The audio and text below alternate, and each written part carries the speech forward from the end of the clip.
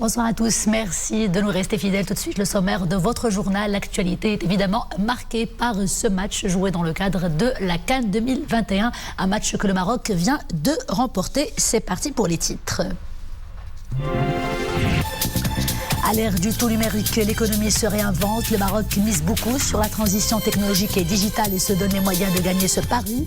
La marque Morocotech est désormais lancée, une marque nationale qui fera du Maroc une destination numérique par excellence pour les investisseurs étrangers. Belle embellie et nouvelle performance record pour le port de Tangemed. Le complexe portuaire confirme son leadership dans la région. Plus de 7 millions de conteneurs y ont été traités l'année dernière. Un trafic en croissance de 24% par rapport à l'année d'avant. Et tout de suite, place à votre chronique Cannes 2021 en compagnie de Boubacar Benravret. Boubacar, bonsoir. Bonsoir, Nisrine. Allez, c'est parti pour la chronique Cannes 2021. Alors, je le disais, Boubacar, il y a à l'instant, un match, belle victoire pour le Maroc, mais un match très difficile. Pas de prestation, timide prestation, beaucoup de maladresse, beaucoup de déchets, un manque de précision flagrant, un but raté d'Amillah, d'Achraf Hakimi, pénalty raté. Là, sur le coup, la tentative où ils étaient nombreux à côté des cages. Qu'est-ce qui se passe, Boubacar ? Heureusement qu'on a eu ce 2-0 et les Lions de l'Atlas mettent donc les pieds en huitième de finale de les îles Comores. Ça sera d'autres équipes un peu plus difficiles à manier. Voilà. Très bien, donc pour jouer la troisième rencontre, le Gabon, bon déjà on est déjà qualifié au huitième de finale, mais il va falloir jauger encore une fois cette équipe pour pouvoir affronter les prochains rivaux Boubacar. Qu'est-ce qu'en pense le sélectionneur national? Justement, donc on a un pied, on est en huitième de finale. Wahid Halilovic va sûrement réfléchir beaucoup ce soir et demain revoir ses cartes pour le prochain match face au Gabon. Un match, bien sûr, qui ne sera qu'un match un troisième match qui ne comptera pour gain, mais qui permettra au coach de revoir un petit peu l'effectif et revoir la tactique de jeu. Et justement, on l'écoute à chaud, c'était juste après la rencontre. On a gagné, mais je ne suis pas sûr que je suis content. Autant d'occasions, c'est vraisemblablement, je ne sais pas combien d'occasions, mais à la fin, il faut féliciter les joueurs qui ont gagné, mais on était un petit peu au mis de difficulté tout seul. Rater autant d'occasions à ce niveau, c'est pas normal. Donc il le dit lui-même, mais bilan il n'est pas satisfait, il n'est pas content. Il n'est pas content et je pense qu'il va tout revoir d'ici le match face au Gabon. Le Gabon d'ailleurs qui affronte ce soir, c'est à 20h, qui affronte le Ghana, l'équipe qu'on avait battue lors du premier match de cette CAN. Le Ghana qui doit absolument gagner ce match, sinon il sera éliminé de la compétition. Le Gabon qui compte évidemment sur son international Aubameyang. Alors pour les Panthères, la victoire serait synonyme de qualification également pour les huitièmes de finale. Cela ne va pas être facile. Alors on écoute le sélectionneur adjoint du Gabon, Anissé Yala. Nous avons enregistré naturellement le retour de Mario et du capitaine Pierre-Emerick Aubameyang. Malheureusement, un s'en vient et un autre s'en va. On a des garçons qui rentrent nouvellement dans la situation de zone rouge. Donc là-dedans, nous avons Loïc Paloun et malheureusement, Sidney Obissa. Voilà les nouvelles que nous avons au niveau de l'infirmerie. Donc le Gabon qui retrouve 2 joueurs clés. Il faut dire, Boubacar, que cette malédiction du Covid qui s'est abattue sur plusieurs équipes, notamment la nôtre, dont le Maroc ça a chamboulé un peu les choses. Mais ça sera un match intéressant à suivre ce soir. Ghana-Maroc, c'est une belle affiche ce soir. Ghana-Gabon, pardon. Très bien. Alors qu'en est-il, Boubacar, des résultats des matchs cette fois-ci du groupe B? Le Sénégal de Sadio Mané qui n'a pas brillé. Qui n'a pas brillé, il a été accroché 0 partout face à la Guinée. L'équipe sénégalaise donc de football qui termine son match 0 partout. C'était au stade Koué-Kong à Bafoussam, en match comptant pour la deuxième journée du groupe. Autre match du groupe B, eh bien c'est le Malawi qui a pris le meilleur sur le Zimbabwe, 2-1. Très bien, Boubker. Il faut dire que dans cette CAN aussi, comme pendant la CAN 2019, on comprend, on se rend vite compte qu'il n'y a pas de petite nation de football ni de grande nation finalement. Tout le monde a sa chance. Il n'y a qu'à voir l'Égypte, les tenants du titre, l'Algérie qui a raté son entrée en jeu, la Tunisie, ce match chaotique. Il n'y a qu'à voir aussi les scores qui sont marqués depuis le début. Ce sont des scores de 1-0, 2-1, pas plus, à part le Cameroun qui a pris le large hier en battant. Donc, et des équipes dites outsiders qui déjouent finalement les pronostics. Voilà, il n'y a plus de petite équipe. La preuve, face aux Comores aujourd'hui, on a un petit peu souffert. Exactement, Boubker. Alors là, on va parler de la présence féminine pendant cette CAN 2019. Des femmes qui n'ont finalement rien à envier à leurs condisciples sur le terrain, Boubker. Effectivement, et parmi la liste des 63 arbitres présents au Cameroun, plusieurs femmes sélectionnées en fonction de leur expérience et de leurs compétences. Il s'agit tout d'abord de la Rwandaise Salima Mukansanga, qui figure parmi les 24 arbitres centraux. Elle fait partie des meilleurs arbitres du continent.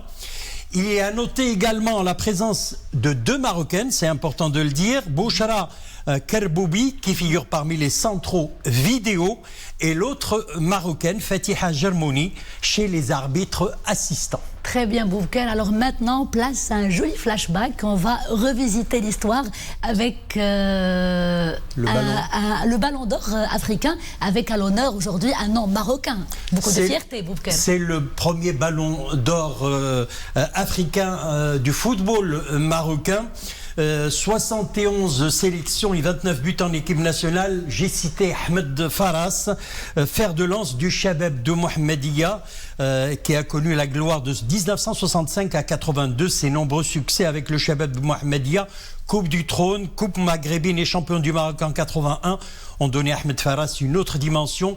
Doté d'une bonne frappe de balle et d'un jeu de tête efficace, Ahmed Faras, grâce à son pied gauche magique, s'est imposé largement avec les Lions de l'Atlas, où il devint le capitaine de 71 à 79. Ballon d'or africain en 75, Ahmed Faras a été élu meilleur joueur de la Coupe d'Afrique des Nations en 76.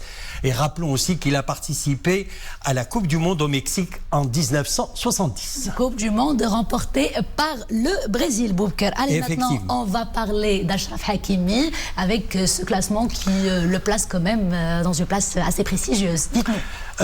L'international marocain Achraf Hakimi est arrivé au 3e classement des joueurs au transfert les plus chers dans le monde en 2021.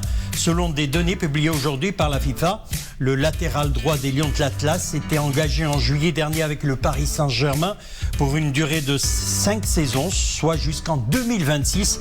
Il avait rejoint le club parisien en provenance de l'Inter de Milan. Et il faut dire aussi qu'avec les Lions de l'Atlas, Achraf Hakimi est le joueur qui remonte le terrain pour créer la supériorité numérique. Il a eu moins de chance aujourd'hui. Prestation avec le Ghana la dernière fois et aujourd'hui, mais de petites occasions créées, mais ce n'est pas l'Achraf Hakimi qu'on connaît avec le PSG. Mais je crois qu'il va retrouver la forme face au Gabon, j'en suis sûr et certain. Nous l'espérons, Boubker. Très bien, merci beaucoup pour toutes ces précisions concernant la CAN 2021. Demain, on reviendra en détail sur la rencontre. Exactement, avec beaucoup de déclarations, avec l'ambiance sur place, la joie sur place, car on est, rappelons-le, quand même qualifié au 8e de finale de cette prestigieuse compétition continentale. Avec le Cameroun. Avec le Cameroun, exactement, Boubker. Place à présent à notre page quotidienne Covid-19. Le bilan fait état aujourd'hui d'un nouveau rebond, des nouvelles infections. 8501 nouvelles infections recensées pendant ces dernières 24 heures.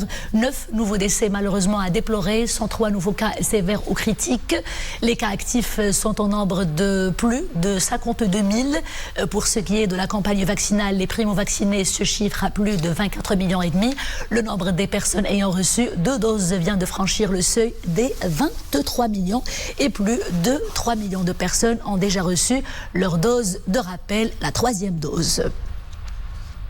L'Organisation mondiale de la santé recommande 2 nouveaux traitements contre le Covid-19 dans des cas bien précis. Le premier médicament, le baricitinib, est fortement recommandé pour les patients atteints de Covid-19 sévère ou critique. Le second médicament recommandé, c'est le sotrovimab, qui ne doit qui ne doit être administré qu'aux personnes atteintes des cas moins graves, mais avec un risque élevé d'hospitalisation. Les avantages pour les autres patients moins affectés sont insignifiants. Le Maroc et la République de l'île Maurice sont convenus d'initier une nouvelle dynamique de coopération sectorielle et d'identifier les actions et les projets à entreprendre dans les secteurs de la santé, des énergies renouvelables, des technologies, de l'information, du transport maritime, de la pêche et des énergies maritimes renouvelables.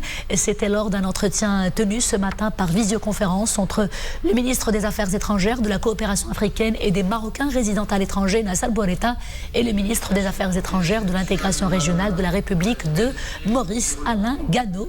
Le ministre mauricien a notamment salué les efforts du Maroc dans la lutte contre le Covid-19, soulignant que la production du vaccin dont le Royaume est une étape importante dans la lutte contre la pandémie à l'échelle africaine. Le ministre des Affaires étrangères, de la coopération africaine et des Marocains résidant à l'étranger, Nassal Bourita, a eu également aujourd'hui un entretien téléphonique avec la ministre des Affaires étrangères, de la coopération et des Burkinabés de l'extérieur. Quoi de mieux que l'économie digitale pour promouvoir le Made in Morocco? Ça, le Maroc l'a bien compris et il est même passé à l'action pour en tirer profit.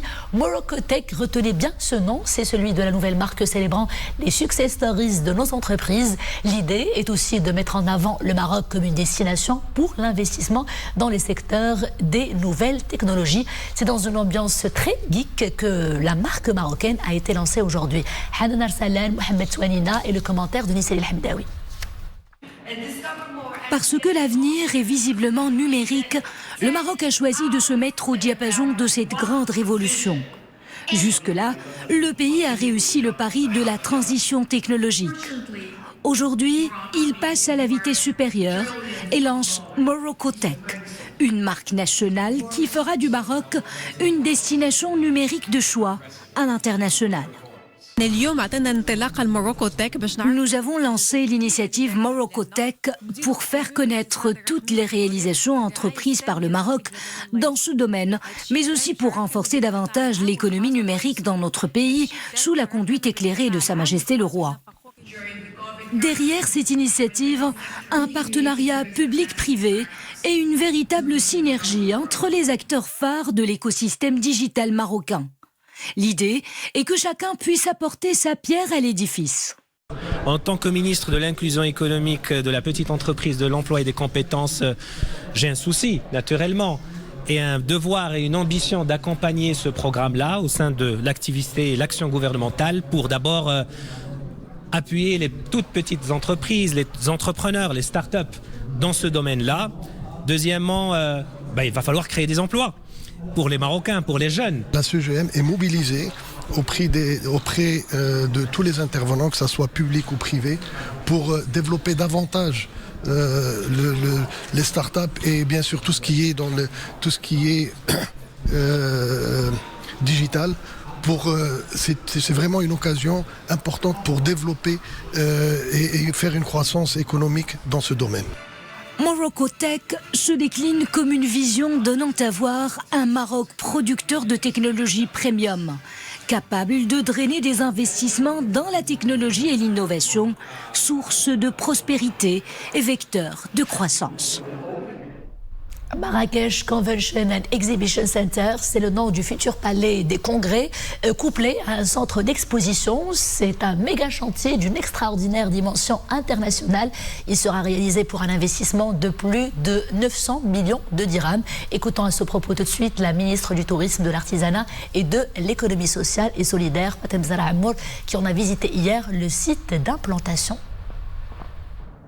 C'est un palais des congrès qui va accueillir 10 000 personnes et qui va nous permettre de placer Marrakech comme une véritable destination dans le MICE, donc l'événementiel professionnel, et qui va réussir à placer Marrakech dans les 10 premières destinations du monde.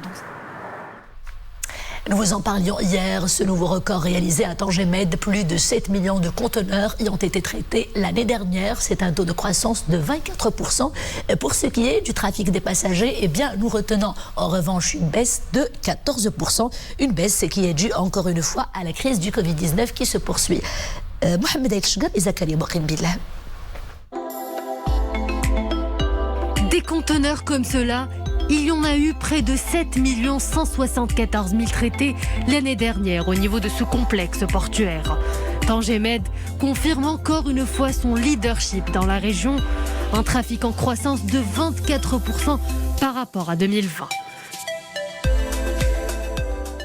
Un record également pour le tonnage manutentionné total qui a dépassé la barre de 101 millions de tonnes.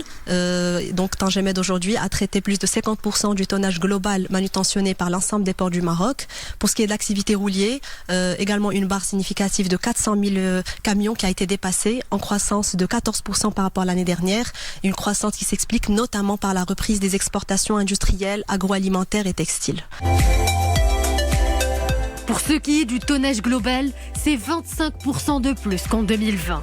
Cette montée en régime continu du port Tangemed 2 est le résultat du démarrage de 2 nouveaux terminaux en 2019 et en 2021. L'activité des véhicules également a connu une croissance significative de 20% de croissance. Nous avons pratiquement 430 000 véhicules neufs qui ont été manutentionnés dans les 2 terminaux à véhicules du complexe portuaire, dont près de 250 000 à l'export qui nous proviennent des usines de Renault, Mellosa et Somaka, et 100 000 véhicules Peugeot à l'export en provenance de l'usine de Stellantis de Knetra. Des performances qui confortent le leadership de Tangemed en Méditerranée et en Afrique. Il consolide la position de ce hub majeur pour les grandes alliances maritimes mondiales.